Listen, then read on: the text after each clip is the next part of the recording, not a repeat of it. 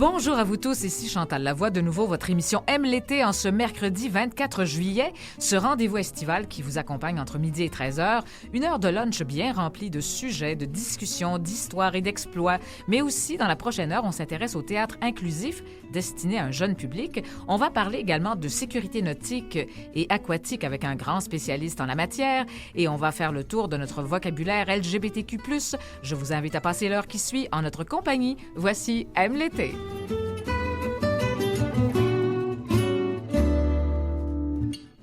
Et au menu de cette émission, il sera question de cette fameuse traversée du lac Saint-Jean dont la réputation est légendaire. C'est un événement incontournable de l'été qui réunit des nageurs de partout dans le monde depuis 70 ans, en fait. Nous allons accueillir pour en parler Marc-André Leclerc. Nous allons également discuter de théâtre inclusif destiné aux jeunes avec l'auteur Élie Marchand et on reçoit Marie Houzeau, directrice générale de l'organisme Gris Montréal, groupe de recherche et d'intervention sociale. Nous allons démystifier le vocabulaire LGBTQ+. Alors, et puis on va commencer l'émission. Et oui, comme c'est la semaine nationale de prévention de la noyade, on commence l'émission avec le porte-parole Reynald Hawkins, qui s'y connaît en matière de sécurité nautique et aquatique. C'est tout un programme. Bienvenue à Aime l'été.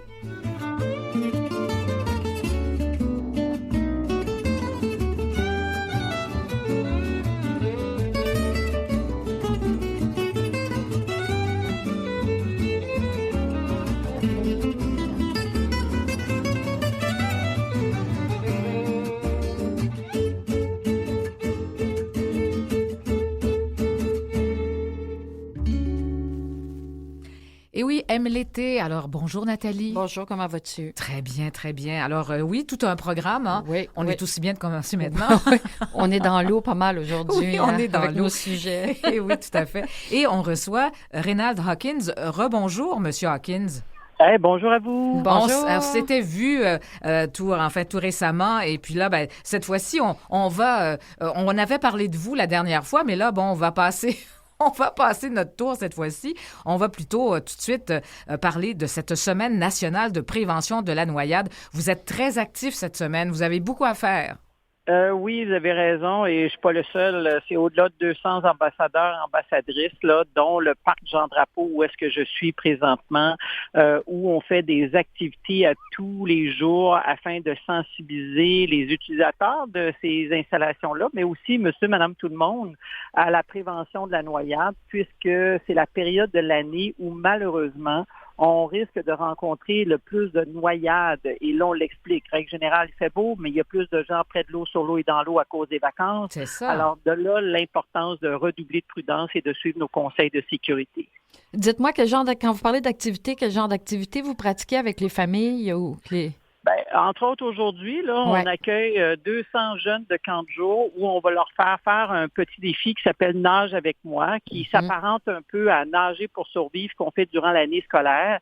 Alors, donc, on est à la plage, on leur demande de faire ce qu'on appelle une entrée désorientante là, dans une partie un petit peu plus profonde, ce qu'ils sont capables de se maintenir à la surface pendant 60 secondes et est-ce qu'ils peuvent nager une certaine distance en position ventrale ou dorsale. On ne cherche pas de faire des Olympiens ou des Olympiennes, là, mais plutôt de s'assurer de leur survie aquatique si jamais ils se retrouvaient dans une position où ils seraient en difficulté. Cette semaine, on avait des kiosques d'information sur le dossier des piscines résidentielles. Demain, c'est la journée mondiale de prévention à la noyade. On va insister encore à nouveau sur certaines activités de sensibilisation. Et vendredi, on va parler surtout du port obligatoire de la veste de flottaison qui devrait être incessamment dans la réglementation fédérale. C'est très bien. Écoutez, vraiment toute une semaine. D'ailleurs, les municipalités aussi sont invitées à organiser des activités. Je pense à la ville de Mont-Saint-Hilaire, ambassadrice de cette semaine nationale de la prévention de la noyade. Oui, absolument. Je vous dirais que la majorité, pour pas dire la totalité des lieux de baignade, là où vous avez des sauveteurs et des moniteurs de natation, organisent des activités. Pour certaines municipalités, c'est le point fort est la journée de demain. J'ai vu encore sur les réseaux sociaux plusieurs illustrations et photos là, de leurs activités. Alors nous, on applaudit ça. Puis on a des villes comme Brossard, pour pas la nommer, qui a décidé de promulguer la semaine nationale par résolution du Conseil. On a la même chose du côté de Gatineau avec la capitale nationale. Alors on voit de plus en plus des municipalités emboîter le pas et de demander à leur personnel de s'impliquer dans la prévention de la noyade. Vous parliez de réglementation du port du gilet de sauvetage. Dites-moi, est-ce que sur les bateaux, c'est obligatoire? Le port n'est pas obligatoire, mais vous devez avoir en nombre et en taille appropriée pour chacune des personnes à bord. Mais la Société de sauvetage préconise le port obligatoire et on ose espérer que le ministre responsable des Transports, Pablo Rodriguez, qui doit aller en consultation incessamment sur ce projet-là de modification du règlement concernant la sécurité nautique, là, on espère qu'il va rendre obligatoire. Certains nous laissent entendre qu'on devrait prioriser les enfants. J'en conviens, mais les enfants portent déjà des dispositifs de flottaison lorsqu'ils sont à bord d'une embarcation parce qu'ils sont plus à risque de tomber par-dessus bord. Ouais. Mais nous, on dit c'est la même chose chez les adultes. Exactement, parce que... Oui, continuez, oui. Il suffit d'une fausse manœuvre que tout le monde va se retrouver par-dessus bord. Oui, absolument. Et combien de fois on a surestimé notre capacité de savoir nager? Là? Oui, tout à fait. Et puis, justement, je vous entendais, une anecdote, là, vous avez vu une maman sur sa planche à pagaie avec les enfants. Pas de problème, les enfants ont leur gilet de sauvetage. Ça va. Mais la maman n'en a pas. Alors, tu sais, il y a une espèce de paradoxe là-dedans, là. Oui, absolument. Et le parallèle que je ferais, c'est comme des parents qui décident d'aller faire du vélo, puis tous les enfants portent leur casque, mais pas eux. Alors, donc, je me permets un certain jugement. Mais ce que je sais, par exemple, c'est ma prétention, c'est que si tout le monde portait cette veste de flottaison-là, ben j'aurais 20 décès de moins par année au Québec. Là. C'est pas rien. Là. Alors, sur une moyenne de 80, on parlerait plus d'une moyenne de 60.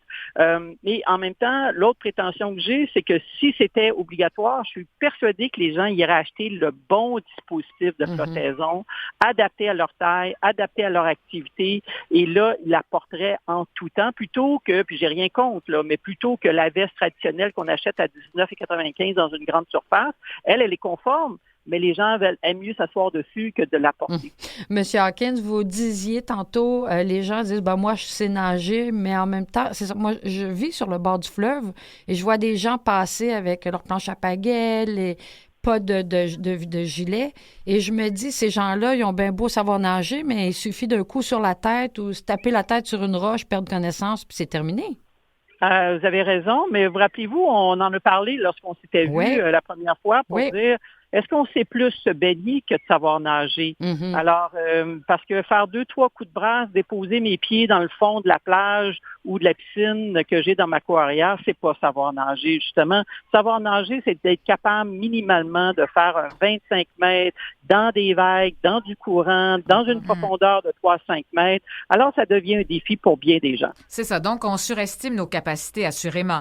Et on dit que, les personnes qui se noient, majoritairement, ce sont des hommes, 87%. Oui, ce sont des hommes, genre masculin, tout âge confondu. Il y a des facteurs tels que la témérité, la surestimation de capacité de savoir nager. Malheureusement, il y a de la présence de l'alcool aussi dans bien des cas, particulièrement pour les sports nautiques. Alors, rappelez-vous là que nous, on a déjà travaillé avec les gens d'Éducalcool pour dire que lorsque vous consommez un verre d'alcool à bord d'une embarcation, c'est l'équivalent de 3 sur la terre ferme à cause de la déshydratation. L'alcool s'absorbe plus rapidement lorsqu'il fait chaud. Là. Et en plus, avec le clapotis des vagues, vous avez l'équilibre d'une personne qui a consommé 3 verres d'alcool sur la terre ferme. Écoutez, oui, vraiment, ce sont des aspects, dont il faut tenir compte, bien sûr. Alors, on se noie principalement dans les plans d'eau comme des lacs. Je pense que c'est 30 %. Du côté, de la mer, on parle de 37 %. Et puis les rivières, à peu près 23 %. Ce sont des statistiques intéressantes, là. Et les piscines représentent à peu près 4 %. Je veux pas, évidemment, comme on dit, le thème de la Semaine nationale de la prévention de la noyade, c'est justement la noyade est évitable. Mais évidemment, c'est sûr que on pense parfois là, que on met beaucoup l'accent sur les piscines, mais il faut beaucoup parler des plans d'eau. Beaucoup trop de gens aussi s'approchent des plans d'eau et finalement tombent aussi.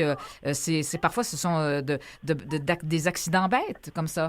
Oui, vous avez raison. Et malheureusement, plus souvent qu'autrement, ces gens-là sont emportés par les courants de la rivière.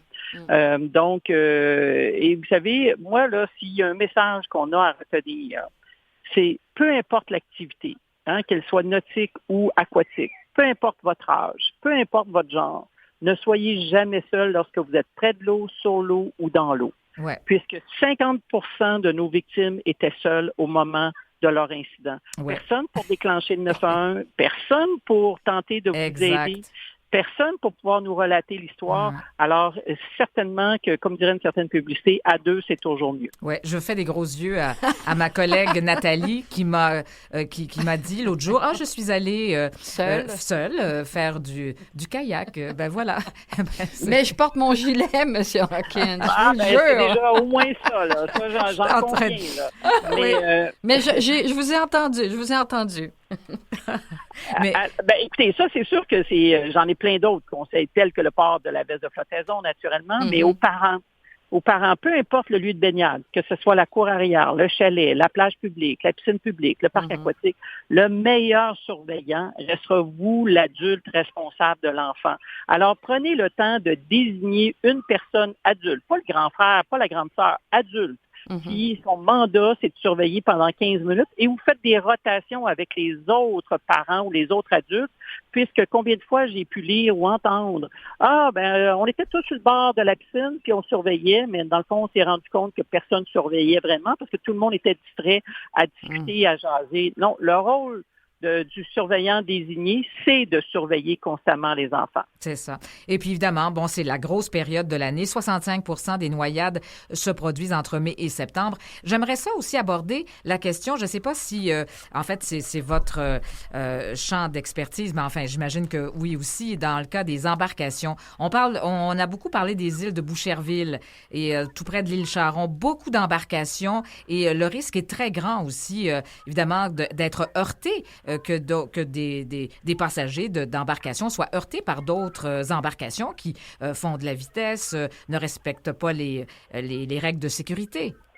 Ben oui, vous avez raison. Malgré que tous ces gens-là doivent avoir suivi ce qu'on appelle une certification de carte de conducteur d'embarcation de plaisance, nous, on dit, vous avez peut-être besoin de reviser vos notes, là, même si vous avez réussi cette tarte-là qualifiée de compétence, parce que vous ne connaissez pas qui a les priorités, c'est quoi les limites permises là, dans des différents canaux auxquels vous utilisez votre embarcation. Il faut y aller avec prudence. Malheureusement, on a connu des mortalités dernièrement durant l'été ou motomarines impliquées ou d'autres types d'embarcations impliquées, mais il suffit là, de travailler sur le comportement de tous les gens. Et ce que je sais, c'est ce que je souhaite dans le fond, c'est que lorsqu'il y a une présence policière dans le cours d'eau, moi, je vous confirme qu'il y a un comportement qui est modifié là, sur les cours d'eau. Là. Ouais. Alors donc, de temps en temps, ça nous prend une présence policière plus souvent qu'autrement. Effectivement, et je pense qu'il y a même de la surveillance qui se fait par drone.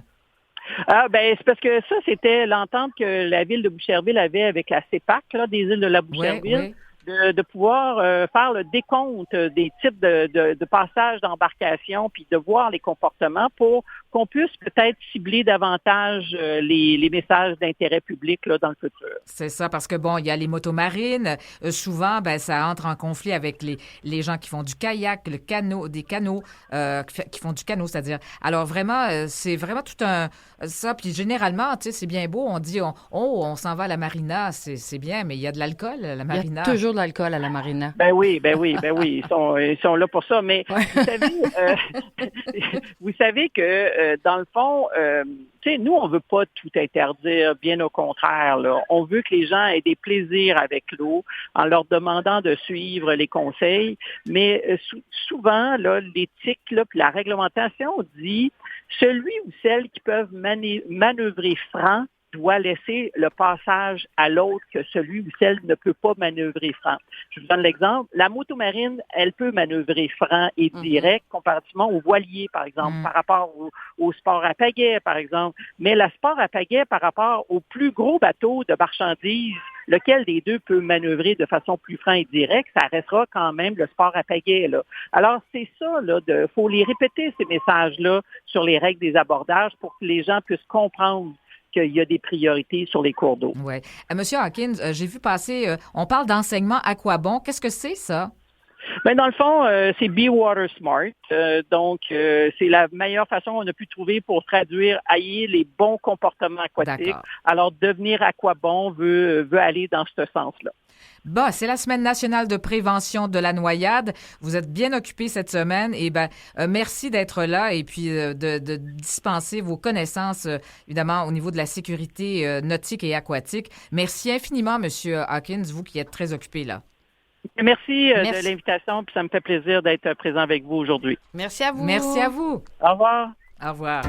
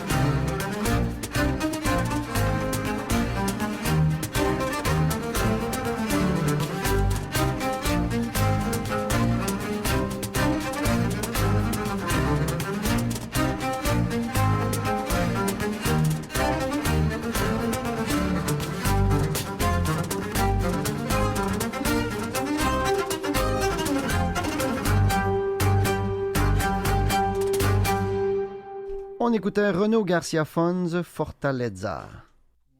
Eh ben oui, alors finalement, Nathalie, tu vas faire attention la prochaine fois. Oui. Tu vas peut-être te trouver une amie pour faire du kayak. J'ai pas pensé. Je me dis, effectivement, j'ai ma veste de sauvetage, puis je me dis, le fleuve est pas, c'est tranquille, l'endroit où je suis, je me dis, il n'y a pas de danger, mais effectivement, partir seul. C'est la même chose en montagne ou enfin, quelle que soit l'activité. Oui. Là, on va on va recevoir Élie Marchand, qui est un auteur. Est-ce qu'on peut le qualifier d'auteur jeunesse? Je pense bien que oui. Bonjour, Élie. Bonjour. Merci. Comment allez-vous?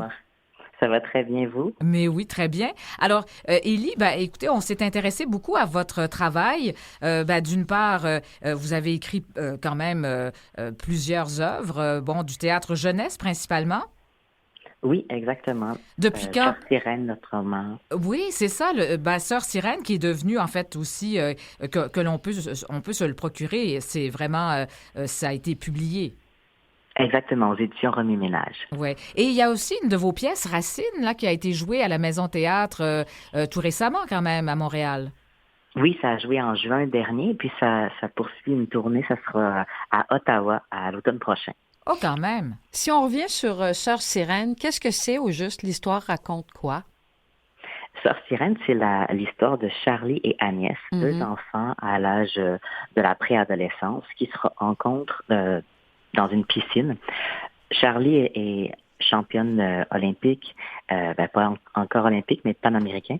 Et Agnès est une jeune fille qui doit faire de la rééducation physique après un accident qui l'a laissée amputés. Mm-hmm. Donc, c'est deux enfants qui, en apparence, n'ont pas grand-chose en commun, finalement se retrouvent un lien d'amitié à travers la difficulté qu'elles ont toutes les deux d'affronter le regard des autres. Alors, vraiment, c'est une pièce qui ouvre sur le droit d'être soi-même, sans contrainte, enfin. Et puis, c'est ça nécessite, une ouverture d'esprit. Et ça s'adresse quand même à un tout jeune public. Et quels sont à partir de 9 ans. Oui, c'est ça. Et puis alors effectivement, c'est sur la différence. Comment les enfants réagissent? Les enfants réagissent très bien. En fait, moi, j'ai commencé à écrire ce texte en 2017, donc ça fait un moment déjà. Et puis, je vous dirais que le plus difficile, ça a été de convaincre les adultes que déjà les enfants acceptaient cette réalité-là et comprenaient. Mm-hmm. Parce que dans mon texte, il n'y a pas d'antagoniste. C'est-à-dire qu'il n'y a pas de personne qui s'oppose aux quêtes des personnages. Les deux enfants, Charlie et Agnès, deviennent amis et s'aident mutuellement l'une et l'autre dans leurs quêtes respectives. Et dans les premiers tests d'écriture que j'ai faits, évidemment, c'est des adultes souvent qui m'aident à réviser mes textes. Et on m'a dit, je pense que les enfants, ils ne comprendront pas. D'abord, il n'y a pas de méchants. Je suis d'accord, allons tester dans ce cas-là. Allons voir des enfants et écoutons ce qu'ils ont à nous dire. Et puis, dans la bouche des enfants, mais c'est sorti très bien que les enfants s'identifient à cette difficulté-là d'affronter le regard des autres, surtout qu'il faut dire que toute la pièce se passe dans une piscine. Donc, même en tant qu'adulte, je pense que c'est juste de dire que la piscine, ça peut être un endroit où on se sent vulnérable, on se sent presque mis à nu. Donc, le simple lieu de cette mise en abîme-là de la pièce permet une identification aussi. Oui, exactement. Et puis, évidemment, Sœur Sirène, vous avez eu l'idée de cette thématique-là de la sirène en ayant fait la rencontre, indirectement, d'une sirène professionnelle, une vraie sirène. Racontez-nous. Oui, donc c'est un métier qui existe. Mm-hmm. Sirène professionnelle, en fait, j'ai rencontré Claire, la sirène. C'est la première sirène professionnelle de France. C'est-à-dire qu'en fait, elle fabrique ses costumes, ses queues de sirène en silicone. À l'intérieur, il y a une monopale de cachet. Et Claire, elle s'entraîne avec des apnéistes professionnels et elle plonge dans l'aquarium. Donc, si vous allez à Paris cet été ou plus tard, vous pouvez la voir, elle plonge dans l'aquarium de Paris. Oui. Elle plonge dans l'aquarium, c'est un bassin de 9 mètres de profondeur. Et avec elle, dans le bassin, il y a une petite raie. Il y avait avant un petit requin, mais ils l'ont enlevé. Je ne sais pas pourquoi ils l'ont enlevé. Donc, elle plonge vraiment avec des animaux. C'est très drôle. Oh là là. Et puis quand j'ai appris ce métier-là, je me suis dit, il y a quelque chose de vraiment intéressant dans la figure de la sirène, avec aussi l'identité de genre que je souhaitais aborder. Parce que les sirènes, finalement, elles ont une queue de sirène. On ne sait pas leurs organes génitaux, mais c'est très connoté avec le genre féminin. Je me dis, il y a quelque chose de là d'intéressant comme métaphore. Ouais. Puis à la fois, c'est ça, la sirène, il y a un regard aussi un peu misogyne dans la... Bon, si on se réfère à la mythologie et tout, là, finalement, il y a, le chant des sirènes qui rendait fous les hommes. Il y a plein d'aspects intéressants aussi à développer à travers ça. Évidemment que les enfants ne comprennent pas nécessairement, mais vous avez aimé explorer ce thème-là. Oui, moi je trouve ça vraiment très intéressant dans ma pratique d'essayer de déconstruire justement certains des mythes et de les réactualiser dans une perspective féministe. En fait, de dire, ce mythe-là de la sirène, il est problématique à certains égards. Comment on peut le traiter d'une manière plus valorisante pour les femmes. Donc, c'est ce que j'ai essayé de faire aussi avec l'histoire sorcière. C'est ça, parce qu'en fait, vous êtes cofondateur de la compagnie de théâtre féministe Libre Course. En fait, c'est du théâtre féministe pour l'enfance et la jeunesse, Libre Course. Donc, parlez-nous un peu de cette idée de fonder cette compagnie théâtrale. La compagnie Libre Course est vraiment fondée sur la base des valeurs féministes. Et puis, c'est drôle que c'est souvent une question qu'on nous pose. Pourquoi une compagnie de théâtre féministe pour l'enfance et la jeunesse? Et souvent, ce qu'on répond, peut-être que c'est pas la meilleure réponse, mais on dit, mais pourquoi pas? Nous, on a hâte, en fait, que toutes les compagnies s'affichent comme féministes, et que ce soit plutôt le contraire de dire, mais pourquoi vous n'êtes pas féministe, en fait? On veut tous vivre dans un monde plus égalitaire. Pourquoi pas commencer en s'adressant à l'enfance et à la jeunesse en ces termes-là? Exactement. Et puis, alors, c'est vraiment Sœur Sirène, là. Ce sera possible de revoir ça, vous l'avez dit, à Ottawa, c'est ça, exactement, pour l'automne? Ottawa, ça, c'est Racine. Sœur Sirène... Ah, ça, c'est Racine, je m'excuse. Non, il n'y a pas de problème. Sœur Sirène, il y aura, par contre, une suite en court-métrage d'animation. Donc, on est en train de travailler à un court-métrage d'animation sur Sœur Sirène qui devrait sortir dans les prochaines années. Ça sera ça la prochaine étape. C'est très intéressant. Donc, Sœur Sirène qui nous invite à nous questionner sur nos préjugés et à imaginer un avenir habitable pour les enfants marginalisés. Merci beaucoup, Élie Marchand, d'être venue nous en parler. Merci beaucoup. Bonne journée. Très intéressant. Merci, au revoir.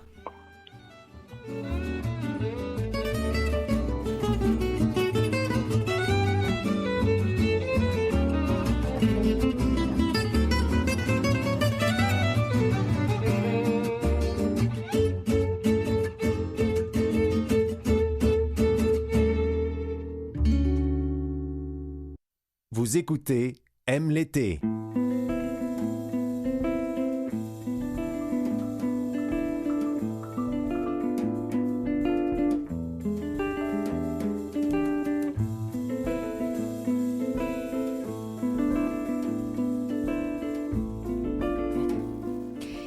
Deuxième moitié d'heure de Aime l'été. Alors, merci d'être avec nous. Et puis, Nathalie, un autre beau sujet, Élie Marchand, un auteur très prolifique. Et je pense même qu'on va tâcher de le recevoir de nouveau parce qu'on veut continuer à jaser. Oui, c'est intéressant, le théâtre jeunesse aussi. Vraiment intéressant. Oui, très intéressant. On va l'avoir à nouveau. Tout à fait. Alors là, cette fois-ci, on va parler à Marie Ouzo, qui est directrice générale de Gris Montréal, et qui est un organisme communautaire à but non lucratif qui démystifie les orientations sexuelles et les identités de genre. Alors, bonjour.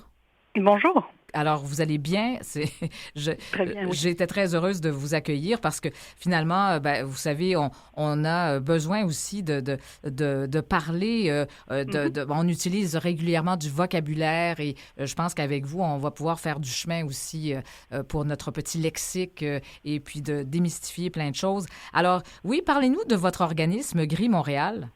Alors oui, donc le GRI Montréal, GRI qui veut dire en fait Groupe de recherche et d'intervention sociale, c'est un organisme qui a été fondé il y a près de 30 ans déjà et dont la mission en fait est de démystifier tout ce qui tourne autour de l'orientation sexuelle et de l'identité de genre, principalement dans les écoles, auprès des jeunes. Donc, instaurer un dialogue, en fait, avec les jeunes, qu'ils soient eux-mêmes concernés par ces questions directement ou pas, par le truchement, en fait, du témoignage. Donc, j'ai le bonheur de travailler avec 250 bénévoles qui parcourent les écoles de la grande région de Montréal pour répondre aux questions des jeunes. C'est ça, parce que vous en avez beaucoup de questions, j'imagine, hein, des jeunes. Tout de même, dans les écoles, c'est une belle façon de joindre ces jeunes-là. Et puis, finalement, il y a plein d'interventions aussi que vous faites dans le milieu scolaire. Oui, tout à fait. Hein. Donc, on va finalement, sur une année scolaire, rencontrer près de 30 000 jeunes. 1200, on appelle ça des interventions, ce sont des ateliers. C'est pour ça que j'allais dire, un millier d'interventions, c'est quand même assez impressionnant, là. Oui, tout à fait. Alors, et encore, si on avait plus de bénévoles, je pense qu'on pourrait en faire plus. Exactement. Donc, et puis, bon, parlez-nous de cette diversité sexuelle. Comment on s'y retrouve finalement? Bien sûr, quand on est confronté, on entend beaucoup parler maintenant dans les médias de plus en plus, mais évidemment, je regardais juste le lexique, le vocabulaire. Finalement, on s'y perd un peu. Honnêtement. Oui, c'est vrai, ça peut, quand on n'est pas habitué à travailler avec ces mots-là, c'est vrai qu'on peut s'y perdre un peu, mais je pense que avant de rentrer dans des définitions, je pense que ce qui est intéressant, c'est simplement d'avoir une posture, en fait, c'est de travailler notre posture d'ouverture sur des identités qui sont différentes des nôtres, et puis après, la compréhension de tel ou tel mot, ça peut se faire dans un deuxième temps, mais en fait, ces mots-là vont, comme tous les mots de la langue française, de toute façon, évoluer aussi, hein. Et parfois, on peut avoir des mots qui sont utilisés par des personnes différentes et qui les utilisent avec des significations qui sont parfois un peu différentes aussi. Et c'est la même chose pour le vocabulaire qui est lié à la diversité sexuelle et à la pluralité des genres. Donc, je pense qu'avant de vouloir nous transformer nous-mêmes en une espèce de dictionnaire de tous ces mots-là et de connaître des définitions par cœur, je crois que ce qui est intéressant, c'est d'être à l'écoute de l'autre et vraiment, quand on entend ces mots-là et que quelqu'un s'identifie grâce à ces mots-là, de lui demander, d'accord, et qu'est-ce que ça signifie pour toi, en fait? Et là, on aura vraiment la possibilité d'être sur la même longueur d'onde et de comprendre ce que la personne cherche à nous transmettre comme information avec ce mot en particulier. Mais est-ce que je me trompe ou on va se le dire, on est en 2024 et je trouve que le vocabulaire évolue très rapidement. J'en perds des bouts, et pourtant, je me tiens informée. C'est un milieu... Ouais, je le suis pas, le vocabulaire. J'y arrive pas. Oui, d'autant plus qu'on a des enfants aussi, et puis on veut être quand même à l'affût, on veut bien faire les choses aussi. Et parfois, on a l'impression d'être maladroit. C'est tout à votre honneur de vouloir bien faire les choses, bien entendu, mais je crois que c'est important de se rappeler que c'est quand même une réalité, une communauté qui est dont la place dans l'espace public, je dirais, est assez récente. Hein. Si on regarde ça à la lumière des dernières années, il y a 50 ans, on ne parlait pas du tout de ces questions-là. C'est peut-être qu'il y a plus de 10 ans, on va dire, surtout par rapport aux questions d'identité de genre, hein, où le vocabulaire se développe, en fait.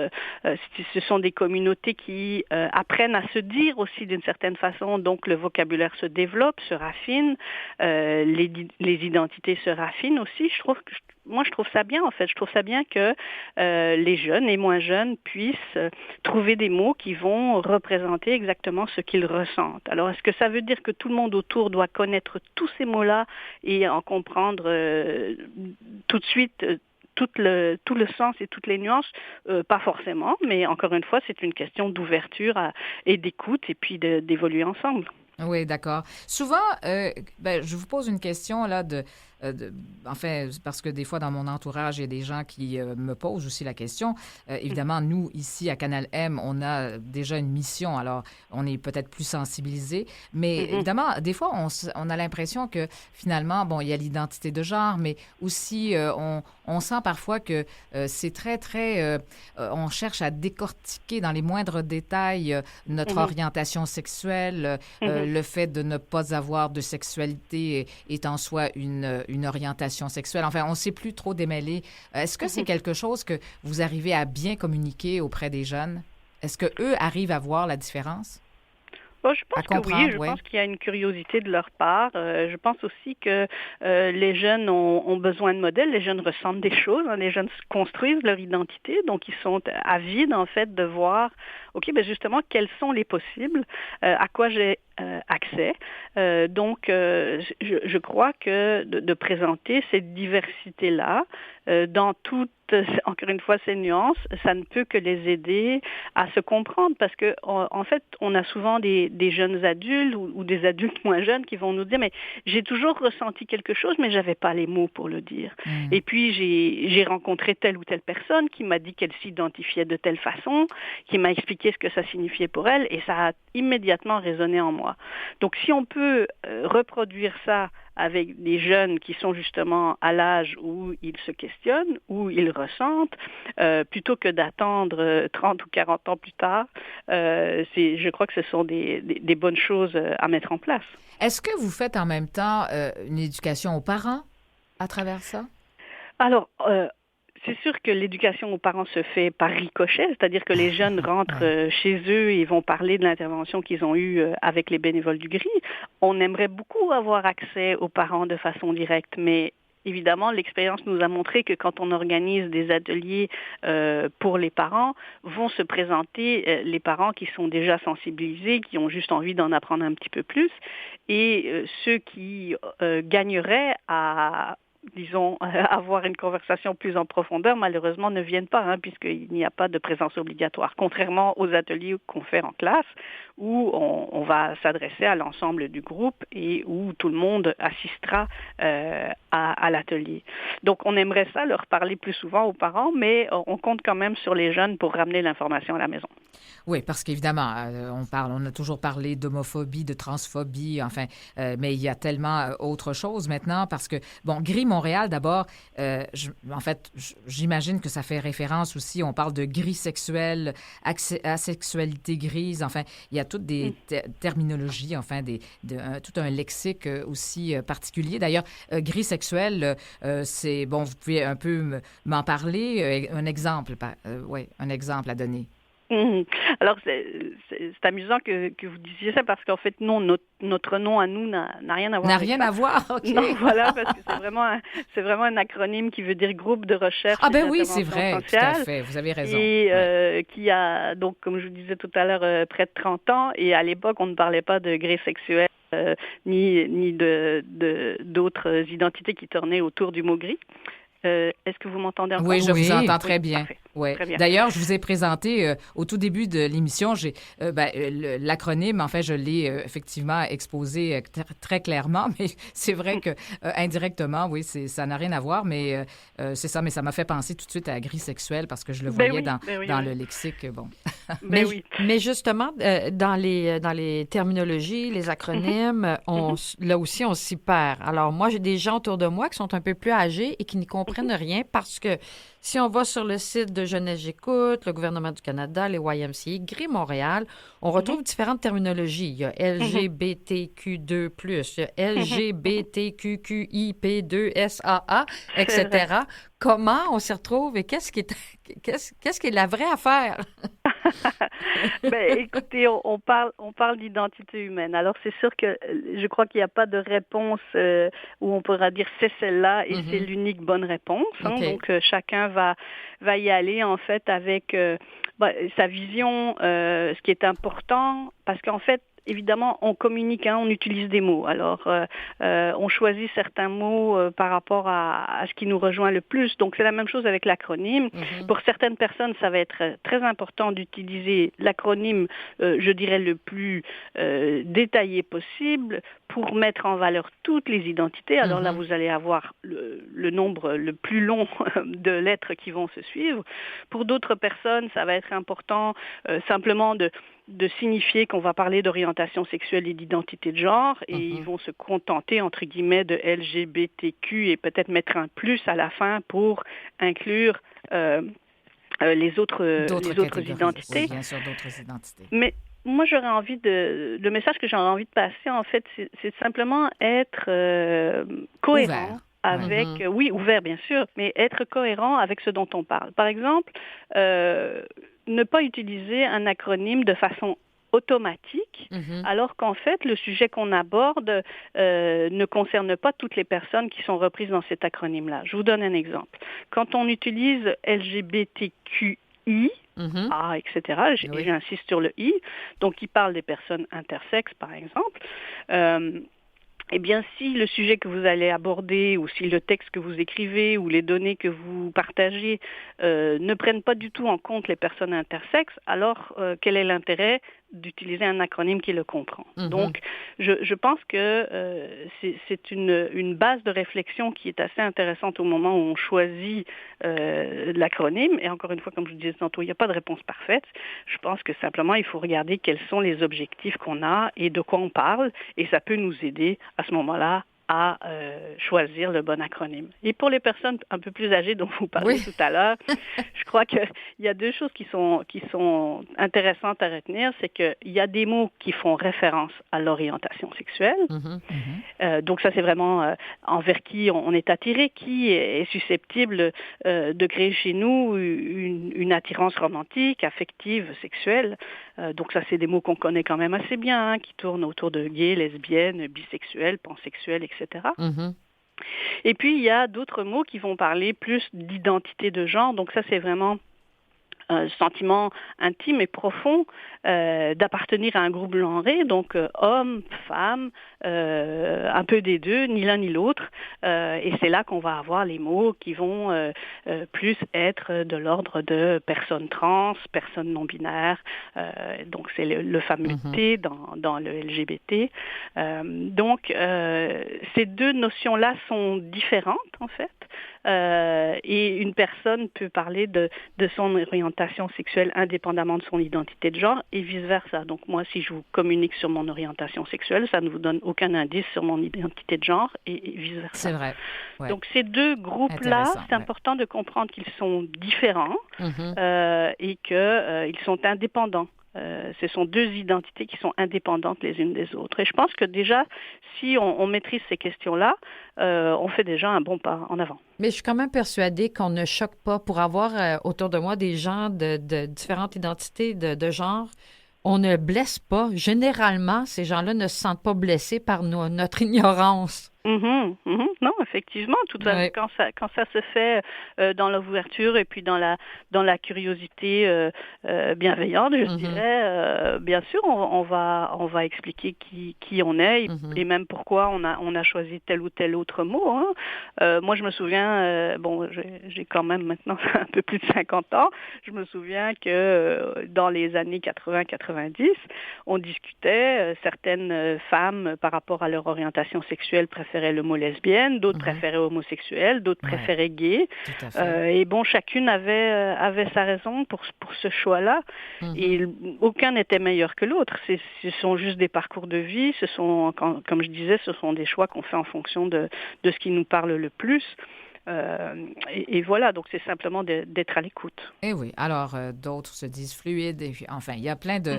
Mais je pense qu'on peut très bien retrouver, évidemment, tout ce vocabulaire. En fait, c'est très bien présenté quand on fait une petite recherche. Là, on peut avoir quand même assez facilement tout ce vocabulaire et peut-être s'ouvrir encore davantage à toutes sortes de réalités différentes, identité de genre, orientation sexuelle, comme vous le dites. Ça a été vraiment très intéressant de partager avec vous toutes ces choses-là, finalement, que l'on ne maîtrise pas toujours, évidemment, quand on est moins concerné.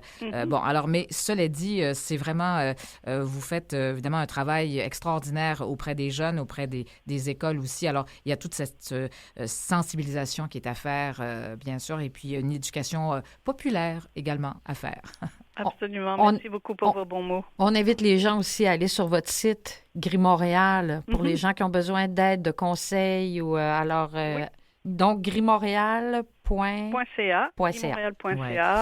Toujours à la recherche de bénévoles, toujours à la recherche de soutien financier, bien entendu, comme n'importe quel organisme communautaire. Je dis toujours, c'est le nerf de la guerre. Et vous pouvez orienter quand même les personnes aussi qui en manifestent le besoin vers d'autres ressources pertinentes, très importantes. Exactement. Nous ne faisons pas d'intervention individuelle, mais nous faisons de la référence, oui, tout à fait.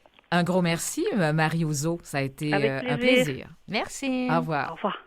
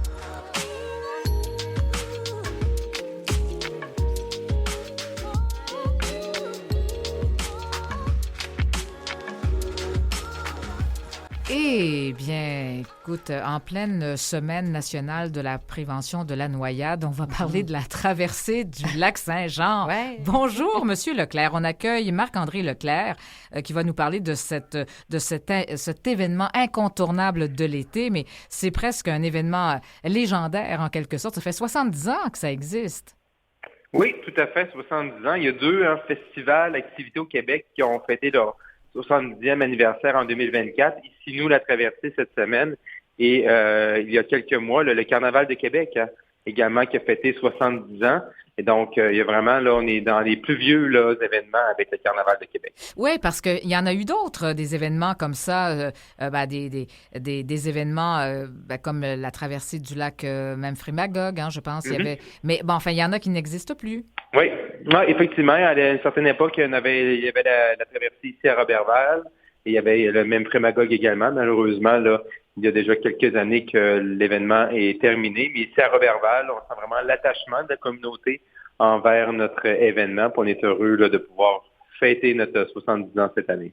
Et ça reste finalement mythique, à savoir que c'est quand même un des événements mondiaux, qui est reconnu comme étant très, très difficile. Oui, effectivement. Il y a quelques années, il y a un magazine américain qui avait fait la liste des événements où c'était sportif les plus difficiles à accomplir. Et la traversée du lac Saint-Jean figurait dans le top 6 exact. Des événements. Oui, dans le top 6 des événements les plus difficiles à faire dans le monde. Donc, c'est sûr que c'est une belle marque pour nous. Puis on est quand même fiers de figurer dans ce palmarès-là. Et tout est parti d'un certain Martin Bédard qui lui, contemplait son lac et puis disait, il faut faire quelque chose avec ça parce que, alors ça a commencé en 1955 et puis, il y a des gens qui se sont comme ça risqués à faire cette épreuve-là et tranquillement, pas vite, c'est devenu l'événement incontournable que l'on connaît, mais on a accueilli un nombre assez incroyable de nageurs de haut niveau, là. Oui, au total, au cours des 69 dernières années, c'est 493 nageurs de 37 pays qui sont venus affronter les eaux du lac Saint-Jean. Comme vous disiez tout à l'heure, c'est au début des années 50. Martin Bédard voyait le lac, rêvait de voir un être humain couper cette mer intérieure en deux. Et M. Bédard, lui, n'était pas vraiment un excellent nageur, fait qu'il a discuté avec Jacques Amiotte, qui était vraiment une légende dans le domaine de la natation en eau libre. Et c'est justement en juillet 1955 que M. Amiotte et 5-6 autres athlètes ont pris le départ de l'autre côté du lac. Et il y a seulement M. Amiotte qui a terminé la compétition. Oui, ça a été le premier. Oui, le premier. Il est devenu le premier en 1955. Hey, quand même, le 23 juillet 1955. Là, on pourrait être pile poil, finalement. Alors, on est le 24, mais si ça avait été le 23, on aurait pu dire, mon Dieu, c'était aujourd'hui presque l'anniversaire. En fait, donc, il a été le premier, mais il y a plein de trucs, des records battus. Et il y avait quand même l'Américain John Kinsella qui, lui, a été battu des records tellement que les gens, on a dû déplacer le départ parce que les gens, quand avec ces records-là, c'est que les gens n'avaient même pas le temps de dîner que finalement l'autre avait terminé. Alors... Non, effectivement, John Kinsella, qui est un excellent nageur américain, à la fin des années 70, a gagné la traversée à 6 reprises de façon consécutive. Et effectivement, l'organisation a dû déplacer le départ parce que là, les nageurs arrivaient, M. Kinsella et les autres arrivaient trop rapidement à Roberval. Donc, les gens n'avaient même pas le temps quasiment de revenir du point de départ de Péribonca. Les nageurs étaient arrivés.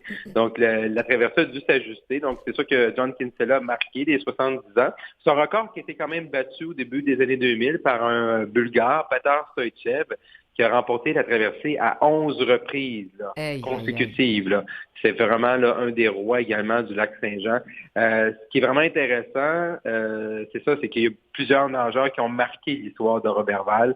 Et John Kinsella, Petar Stoïchev, Claudio Plitt aussi qui a marqué la traversée d'une façon bien particulière parce que M. Plitt a remporté à 4 reprises la traversée aller-retour. Parce qu'à un certain moment, on a déplacé la traversée n'était pas de 32 km comme aujourd'hui, c'était un aller-retour.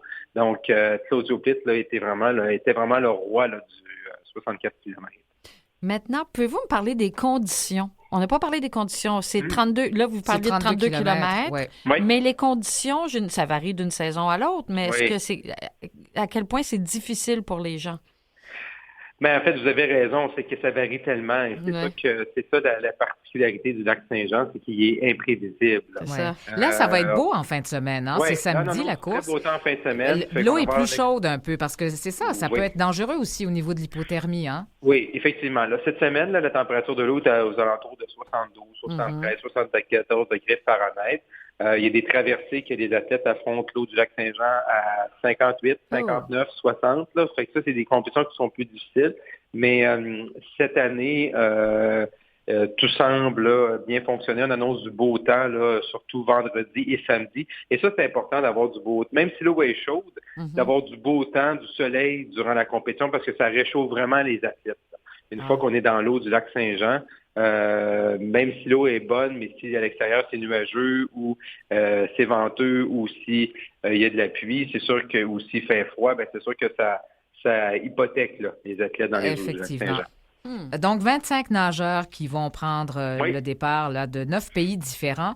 Et puis, il y a des femmes quand même qui ont marqué l'histoire de cette traversée. Là. Je pense en 1958, il y a eu l'Américaine Greta Anderson qui a remporté... mais ça, est-ce que c'était bien la traversée, cette nageuse-là? Oui, tout à fait. En fait, c'est ça. Sur 70 ans, à 2 reprises, en 1958 avec Greta Anderson, et en 66, avec Judith Dennis, elles ont tous les deux remporté la compétition, mais devancé également tous les hommes qui étaient sur la ligne de départ. C'est arrivé à deux reprises en 70 ans. Wow. C'est sûr que Mme Anderson et Mme Dennis ont marqué l'histoire de la traversée. Puis c'est sûr que ça reste toujours dans les annales et un fait marquant qu'à 2 reprises, là, c'est des femmes qui ont remporté la compétition au classement général. Oui, alors il y a plein de choses à apprendre de toute façon. Et d'ailleurs, en allant sur votre site, là, on peut avoir toutes sortes d'infos amusantes. Et il y a M. Jean-Pierre Girard aussi qui a écrit un livre récemment, La traversée du lac Saint-Jean. Lui aussi, ça a été toute sa jeunesse. Alors, les folles histoires de la traversée. Alors là, on a toutes sortes d'anecdotes là-dedans. Là. Oui, tout à fait. Jean-Pierre Girard, en plus d'être un natif de Roberval, a animé l'arrivée des nageurs pendant 25 ans. Fait qu'il a vraiment marqué à sa façon, l'ancien journaliste à Radio-Canada du côté de Saguenay. Donc, il a vraiment marqué l'histoire de la traversée et a accueilli pendant 25 ans les meilleurs nageurs. Et ce qui est très intéressant dans le livre de M. Girard, c'est on sent tout l'amour qu'il a pour l'événement, mais également pour les athlètes qui ont traversé le Piquagami depuis maintenant 70 ans.